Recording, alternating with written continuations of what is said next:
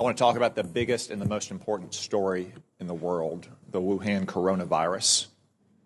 This coronavirus is a catastrophe on the scale of Chernobyl for China, but actually it's probably worse than Chernobyl, which was localized in its effect. The coronavirus could result in a global pandemic. While you were all sleeping overnight, the number of diagnosed cases in China increased by 30%. Now, let me be clear, that's not new cases, that is just newly admitted cases. It is probably several orders of magnitude higher than that. Also, while you were sleeping, China now has its entire border with Russia closed. 2,600 miles, Russia has closed that border.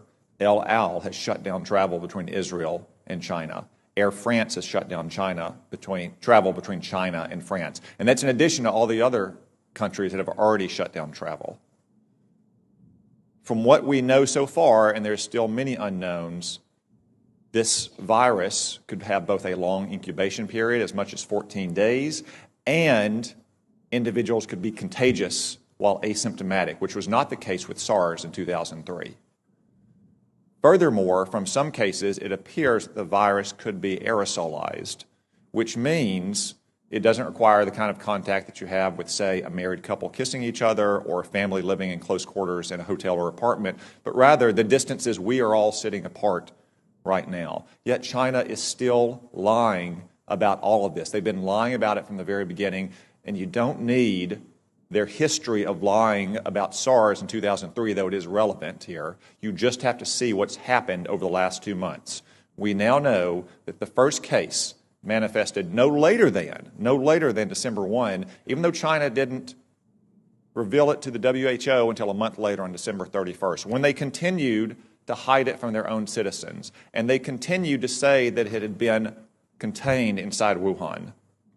Today, it is in every single province in China.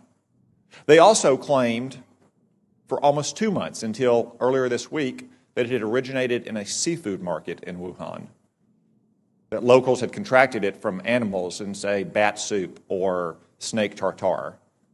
That is not the case. The Lancet published a study last weekend demonstrating that of the original 40 cases, 14 of them had no contact with the seafood market, including patient 0. As one epidemiologist said, that virus went into the seafood market before it came out of the seafood market. We still don't know where it originated. Could have been another seafood market. Could have been a farm. Could have been a food processing company. I would note that Wuhan also has China's only biosafety level 4 super laboratory that works with the world's most deadly pathogens, to include, yes, coronavirus. Now, look at China's own actions.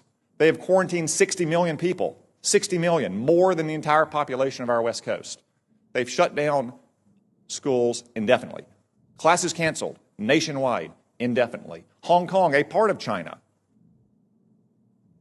has basically shut down all travel from the mainland. That's why it is essential that we immediately stop all travel on commercial aircraft between China and the United States. Making exceptions, of course, for American citizens to come back, as we just brought back yesterday, allowing essential trade to flow as long as crews on ships and aircraft are not allowed to go into the general population in America, and making exceptions, of course, for medical personnel to go into China to try to get a handle on this. It is essential that we take those steps, and essential that we get to the bottom of China's deceit and incompetence on this measure. And gentlemen, I raise this with you because you are responsible in your combatant commands for some countries that have the most fragile public institutions, to include the most fragile public health institutions in the world. So I ask, even though as of this morning there are not yet confirmed cases of coronavirus in your combatant commands, though I suspect there will be soon, what is your assessment about the ability of the governments in your combatant commands to handle a potential global pandemic like this, General Townsend? Thanks, Senator. So there are not, that I'm aware of, any confirmed cases, as you mentioned, but there are some suspected cases. The first report of suspected case I've heard of is in Djibouti, which you would imagine with a significant Chinese presence there. So the capacity of African nations to deal with this problem varies widely. For example, in Eastern Africa, Central East Africa, they've been dealing with Ebola, and they've been dealing with Ebola largely on their own and doing a pretty good job of it. So I think capacity there, but anywhere else in Africa is probably not to that degree. Admiral Fowler. The Venezuela crisis has already strained the social services of many of the nations. As you're aware, Senator, we had to deploy the hospital ship Comfort twice in 1 year to last deployment 12 different nations. And in one 5-day span, it can do the equivalent of a whole month for a region of some of the major countries. So I would be extremely concerned. Like General Townsend, the capacities vary widely, but in many cases they're strained into the limit. I'd be very concerned if we saw this spread. Thank you. As a defensive measure, I just say again, it is essential that we shut down all commercial air travel immediately between the United States and China. As an offensive measure, because that probably won't stop it entirely, and because if it becomes a global pandemic, we have to deal with countries with very limited capabilities here. We need a Manhattan Project level effort to work with our best research scientists and laboratories in this country to develop a vaccine as quickly as possible.